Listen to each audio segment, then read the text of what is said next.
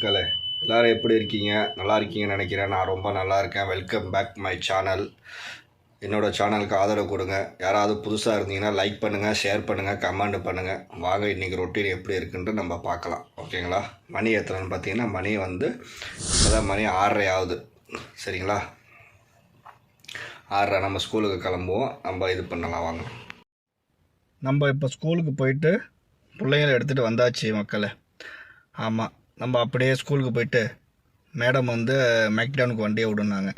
நேராக மேக்டவுனுக்கு வண்டியை விட்டுட்டு மேக்டவுனுக்கு பிள்ளைங்களுக்கு சாப்பாடை வாங்கிட்டு நமக்கு கிடைச்ச கிஃப்ட்டு மேக்டவுனில் ஒரு சாண்ட்விச்சும் ஒரு பெப்சியும் நமக்கு இன்றைக்கி கிஃப்ட்டு. ஓகேங்களா? அது போக இன்றைக்கி மதியானம் நடந்த கூத்து என்னன்னா, பையன் எப்பயும் முன்னாடி தான் உட்காருவான். வயசு கொஞ்சம் முன்னாடி கம்மியாக இருந்துச்சு, பின்னாடி உட்காந்துக்கிட்டு இருந்தான். இப்போ ஒரு 6 மாதமாக முன்னாடி தான் உட்காரான். ஏன்னா சின்ன பையல்களை முன்னாடி உட்காரதுக்கு இந்த கவர்மெண்ட்டு இங்கே ரூல்ஸ் கிடையாது. சவுதி அரேபியாவில் சின்ன பசங்களை முன்னாடி உட்கார வைக்க ரூல்ஸ் கிடையாது. இப்போ என்ன பண்ணாங்கன்னா, அவன் என்ன மூடோ தெரில, எப்பயும் முன்னாடி தான் உட்காருவான். ஒரு சமயம் அம்மா பின்னாடி உட்காருவான். உட்காந்துட்டு இருக்கப்ப பொம்பளை பிள்ளைங்க பின்னாடி உட்காருவான். 2 பிள்ளைங்களும் இடம் கரெக்டாக இருக்கும். இப்போ பச்சை பிள்ளையும் வர்றதுனால இடம் ஃபுல்லாக இருக்கிறதுனால இவன் எப்போ முன்னாடி உட்காருவான். இன்றைக்கி உட்காரானா முன்னாடி உட்காரான்னு அடம் முடித்தான். அது பெரிய பிள்ளை உட்கார விட மாட்டேங்குது. முன்னாடி உட்கார அப்படின்ட்டுச்சு. இவன் என்ன பண்ணான், அந்த சவாக்கு முஸ்கில் அப்படின்னா, சவாக்கு முஸ்கில்னாக்க என்னைய சொல்கிறான், டிரைவர் கன்னத்தை பிடிக்கிறாரு அப்படின்னு. அதை கேட்டுட்டு அவங்க அம்மா சிரிக்குது.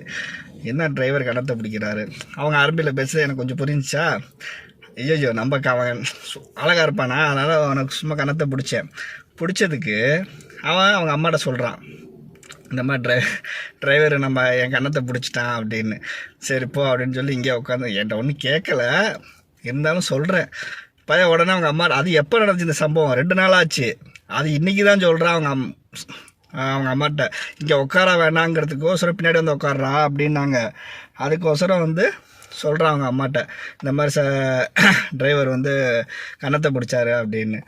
சரி போன்னு விட்டுட்டாங்க, அவ்வளோதான். சரி மக்களே, நம்ம பார்ப்போம் வேறு என்ன விலாகுன்னு. நமக்கு இந்த சாயந்தரம் அநேகமாக டியூட்டி இருக்குன்னு நினைக்கிறேன்.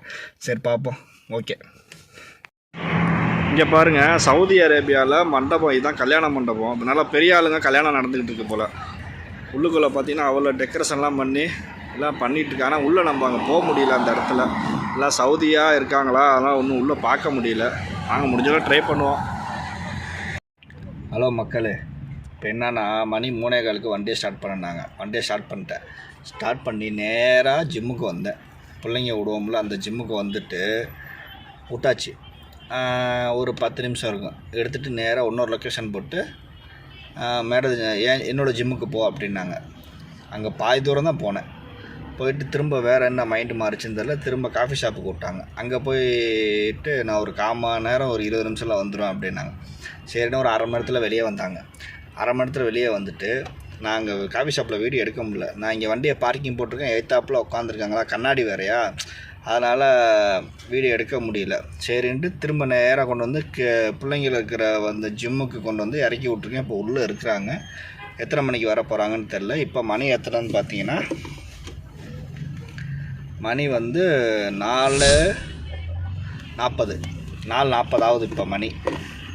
அவங்க ஜிம்முக்கு போனாங்க, பார்த்தா இங்கே வந்திருக்காங்க. சரி பார்ப்போம் என்ன நடக்குதுன்னு. அதே மாதிரி நம்ம தமிழ்நாட்டில் தங்க விலை உச்சத்தில் இருக்குது. இன்றைக்கி 60,000 ரூபாய்க்கிட்ட ஒரு பவுனு ரேட்டு உயர்ந்து இருக்குது. தங்க விலை இப்படி விற்றா என்ன ஆகுறது? தங்க விலை இப்படி விற்றா என்ன ஆகுறது? அப்புறம் திருச்சி ஏர்போர்ட்டில் நமக்கு தொழுவுறதுக்காக என்ட்ரன்ஸ்லேயே ஒரு இடம் ஒதுக்கியிருக்காங்களாம். அது வைகோ மகன் திறந்து வச்சுருக்கிறாரு. முந்தானத்தை திறந்து வச்சுருக்கிறாரு. ஆமாம், நம்ம திருச்சி ஏர்போர்ட்டில்